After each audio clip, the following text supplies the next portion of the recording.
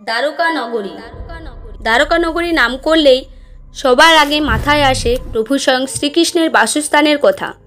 এই নগরী তৈরি করেছিলেন বিশ্বকর্মা। দ্বারকা শহরটি সবচেয়ে গুরুত্বপূর্ণ তীর্থস্থানগুলির মধ্যে একটি। কিন্তু কেন শ্রীকৃষ্ণের বাসস্থানে দ্বারকা নগরী হওয়া সত্ত্বেও বলা হয় দ্বারকা নগরী ধ্বংস হয়েছিল? দ্বারকা নগরী কি সত্যিই ডুবে গিয়েছিল? আজ আমরা এই রহস্য উন্মোচন করব।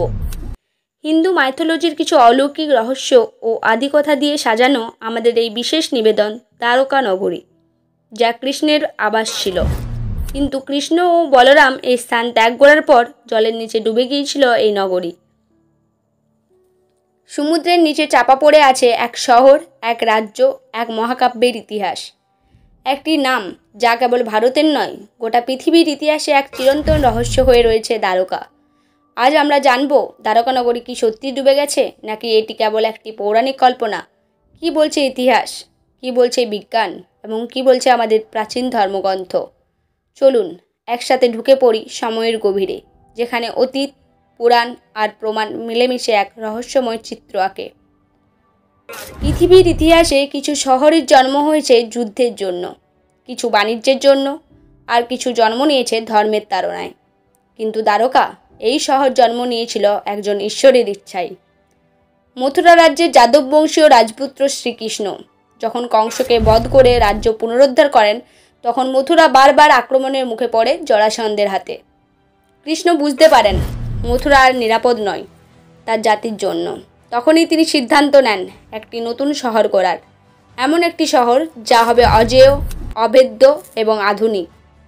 তিনি নিজের প্রধান স্থপতি বিশ্বকর্মাকে আহ্বান করেন এবং বিশ্বকর্মা মাত্র এক রাতেই গড়ে তোলেন এক অলৌকিক শহর সমুদ্র তটে, যেখানে আজকের গুজরাট। এই শহরের নাম দেন দ্বারকা, যার অর্থ দ্বার বা প্রবেশপথ। দ্বারকা নামটি প্রথম আসে মহাভারত এবং ভাগবত পুরাণে। মহাভারতে বলা হয়েছে ভগবান শ্রীকৃষ্ণ যখন মথুরা ত্যাগ করেন, তখন তিনি পশ্চিম ভারতের সমুদ্র তটে এক বিশাল নগরী প্রতিষ্ঠা করেন। এই নগরী ছিল এক উচ্চ প্রযুক্তির শহর, যেখানে ছিল সুবিশাল প্রাসাদ, সুপরিকল্পিত রাস্তা, বন্দর ও নৌকো, জলাধার, উদ্যান এবং 9 লক্ষের বেশি বাসিন্দা। দ্বারকাকে বলা হতো স্বয়ং বিষ্ণুর আবাস। মহাভারতের শেষে কৃষ্ণলোক ত্যাগ করার পর সমুদ্র ধীরে ধীরে উঠে এসে গ্রাস করে দ্বারকাকে। 1988 সালে ভারতের মেরিন আর্কিওলজি ইউনিট শুরু করে গুজরাট উপকূলে গবেষণা। তারপর 2001 সালে ন্যাশনাল ইনস্টিটিউট অফ ওশিয়ানোগ্রাফি ও ASI এর অনুসন্ধানে ধরা পড়ে এক বিস্ময়কর চিত্র। সমুদ্রের নিচে প্রায় 30 মিটার গভীরে পাওয়া যায় পাথরের প্রাচীর, কুয়ো, সড়ক এবং বাসস্থান। কার্বন ডেটিংয়ে দেখা যায় বসবাসের সময়কাল প্রায় 9500 বছর আগে।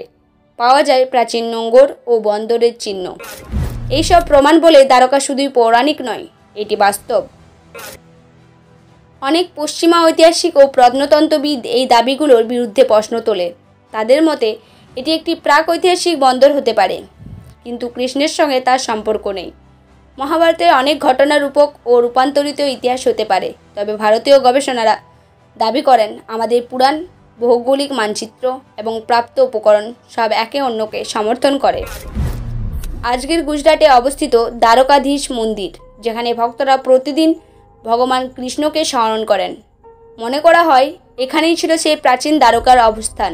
দ্বারকা আজ শুধু একটি শহর নয়, এটি আস্ত একটি ইতিহাস, এক আধ্যাত্মিক কেন্দ্র এবং এক অমর রহস্য। আরব সাগরের সঙ্গে গোমতী নদী যেখানে মিশেছে, সেখানে প্রায় 84 কিলোমিটার জুড়ে রয়েছে সেই প্রাচীন শহর। দ্বারকা নগরীতে তৈরি হয়েছে সুদর্শন সেতু। সেই সেতু উদ্বোধন করতে গিয়ে সমুদ্রের তলায় নেমেছিলেন প্রধানমন্ত্রী নরেন্দ্র মোদী। স্কুবা ড্রাইভিং করে সোজা নেমে যান নিচে, হাতে ছিল ময়ূরের পালক। তিনি জানান জলের নিচে কৃষ্ণের স্মৃতি জড়িত মূল দ্বারকা নগরীর শহর দর্শন করেন তিনি। দ্বারকা কি সত্যি ডুবে গেছে? হ্যাঁ, ইতিহাস, বিজ্ঞান ও পুরাণ তিনটি পথে এই সত্য উদ্ভাসিত।